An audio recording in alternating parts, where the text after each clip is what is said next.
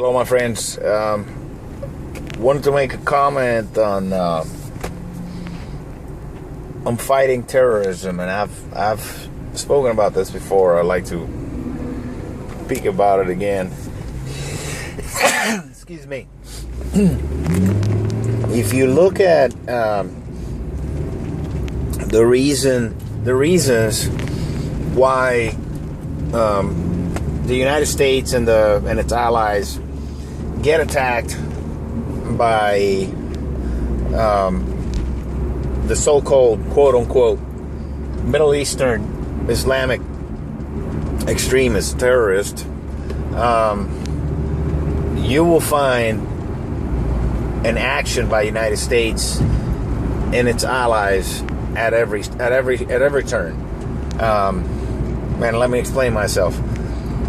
If you look at the history of the Middle East, you're going to look at intervention by Western powers for a very long time. From the colonial rule of Great Britain of the Middle Eastern countries until now. It was just another imperialistic bullying in what I consider to be the biggest terrorist empire in the modern history, which is the British Empire. The British Empire established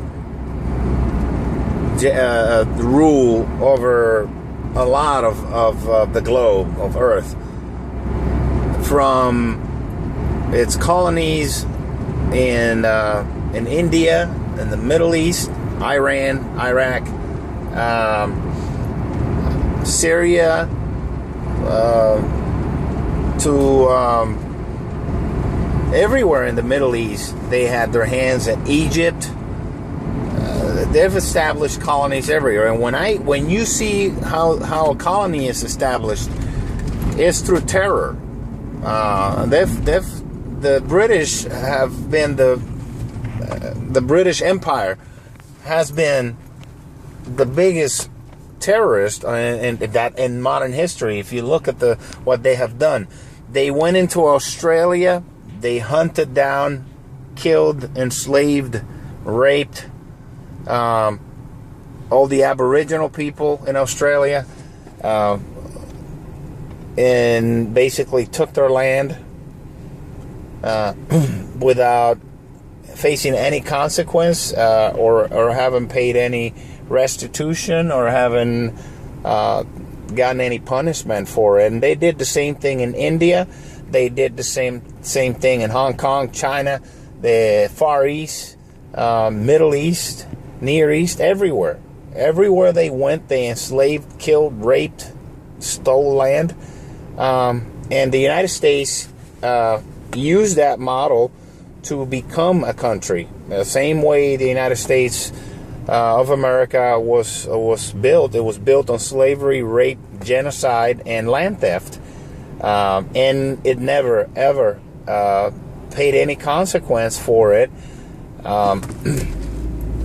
And they're still living on our land. I'm of Native American descent, and this land rightfully belongs to our people.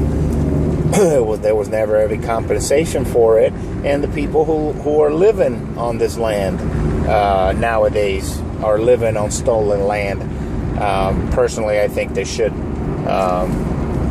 We should be compensated forever for it, So there should be restitution in some type of form.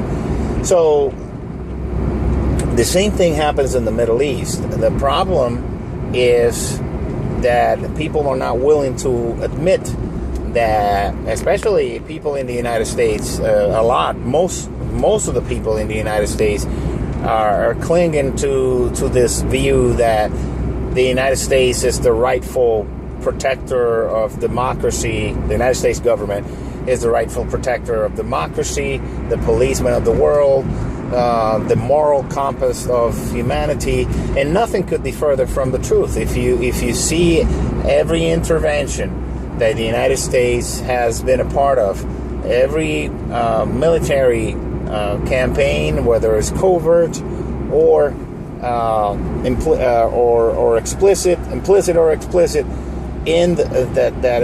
that involves the Middle East, it has been in a manner that is used to protect the United States interests in the region, and not the interest of the people of the region. For instance, and so the allies, France and all of the other ones, everywhere you see in Africa where they speak some type of form of French or Creole of French, is where the French Empire went in and did the exact same thing that other empires have done. The British, they've killed, pillaged, raped, and stole the land. They've done that. All the Europeans have done that. All the European powers, the governments have done that to the world around them. This is what they have exported. They have exported death and terror. So now that it's coming back to them, they label the people that they have oppressed and bombed and killed as terrorists, which is highly hypocritical. And they're still using the same tactics. The first Iraq war, U.S.-Iraq invasion, if you ask me, should have never happened. It was just another excuse to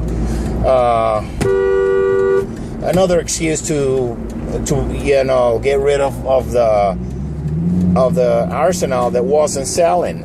They had a lot of bombs that needed to be a lot of the military industrial complex needed to sell bombs, and there was a great excuse for them. Hey, here's this little country, Kuwait, who produces a lot of the oil, and also that has the spigot where all the oil gets loaded into the tankers in the Gulf. It got bullied by Saddam Hussein, so this is a good excuse to go out there and test our military equipment, and also sell more weapons, and the people will vote for it, and they'll be justified. Hey, let's great invasion and all this stuff, and we're rightfully we're entitled. And there's another problem with a lot of the Western civilizations. They feel they're entitled. If anybody touches their interests, they're entitled to go and bomb the shit out of everybody, regardless of how many civilians get killed. Well, you shouldn't have. I'm being ironic. Well, you shouldn't have been born in a place that has a dictator, bullying other people. Never mind the United States was the one, and through George Bush and when he was in the Reagan administration, and James Baker and all the rest of the right wing hypocrites who armed Saddam Hussein in the war against Iran, in which by the way, United States sold weapons to both sides. Look it up. I couldn't make it up if I tried. So this business, this business of death, is very profitable for the United States. And in the same sentence, they claim, the United States government claims that they're the champion of human rights and democracy, which is the biggest lie of them all. They're the champion of profiting from anything, especially from death. But what happens, the secondary effect of that is to have a population that is rightfully resentful towards the American government and the public. The American public, because the vast majority of the American public supported both attacks on Iraq, number one war and number two wars, and the daddy and the son wars. In the estimates range widely, but credible estimates of civilian casualties running over 1 million Iraqi civilians. And when you go in there and you bomb a civilian population, you basically radicalize them, and rightfully so. Because if you come into my country and you bomb, you kill 1 million of my country people, and you killed my mom, you kill my brother, you kill my children, you basically wipe out my family. There's a very good chance that I'm going to lose hope in humanity, and I'm going to seek revenge. Now, I don't give a shit what you call me. You can call me terrorist all day long. I know it's a lie. The terrorist is you. You're going into my country bombing me. You leave me no choice but to come after you. And I'm going to. I'm probably almost 100% sure I'm going to. Yeah, I'm going to cry and all that, but I'm going to find a way to fuck you up. Very, very simple. So, I'm not going to have any qualms about it. I don't care if I die. You took every reason I had to live from me. And there you are going, and then they say, hey, yeah, well, those are religious fanatics and all that stuff. Well, so are you. You're going into your church and thanking your imaginary friend for letting you kill my people. And I happen to be an atheist, but if I was a religious person who worshiped another god, which is what happens with all this religious bullshit, here's the Christian people thanking their imaginary friend for letting them kill other people who have other imaginary friends, and it's a deathly cycle. So think about that the next time you think about voting for people who are pro-war and stuff, and all this, and they spew all this oversimplistic rhetoric about terrorism and all this shit. And who's the real terrorist? Who is the real terrorist? Think about it. And just to give you an example, Israel did not exist. Israel actually does not exist in a historical context. They were nomads. That land that they have right now belongs to the Palestinians. Okay, the land, and Israel was created in 1947 to give a place to as a consolation prize for people, for the Israelis after the Holocaust, but it shouldn't have been done like that.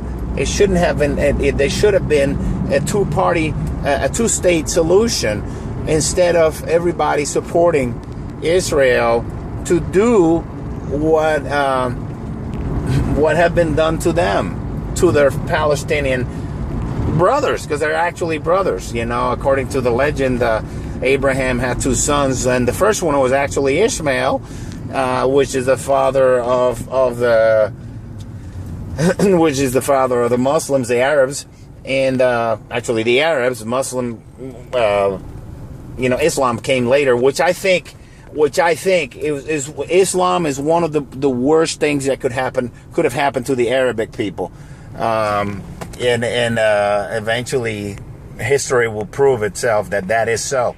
Religion is one of the worst things that happen to humanity, if not the worst. After bacteria and viruses, religion is the number one murderer of humans.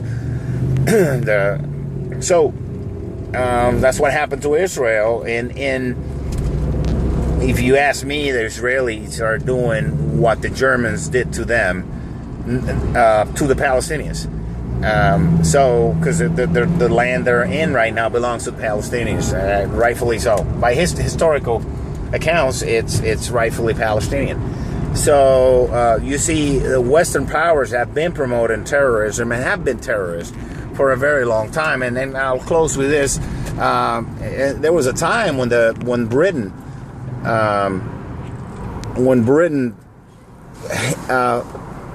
they cultivated opium. They planted and cultivated opium in India through the East Indies companies, and they sold it to China They made a humongous profits. There was one time when the 25% of the population of China was hooked on heroin, on opium actually, opium, sold to them by the British Empire. So the biggest dope dealer in history was Britain, Great Britain. Now the biggest dope dealer on earth is the United States pharmaceutical empire. But think about it when you start using all these terrorist terms to describe all these people. If you ask me, they're just defending themselves and fighting back, and they're extremists. But what's worse, dropping bombs from 30,000 feet up in the air and killing 1.4 million humans, or strapping a bomb to yourself because your hope has been taken from you, and your children have been murdered by drone strikes, and your mother was murdered in a market. She was just going out to buy some food from a Hellfire missile. When she was murdered by a Hellfire missile by a kid in Arizona controlling a drone. Who's the terrorist? Think about that.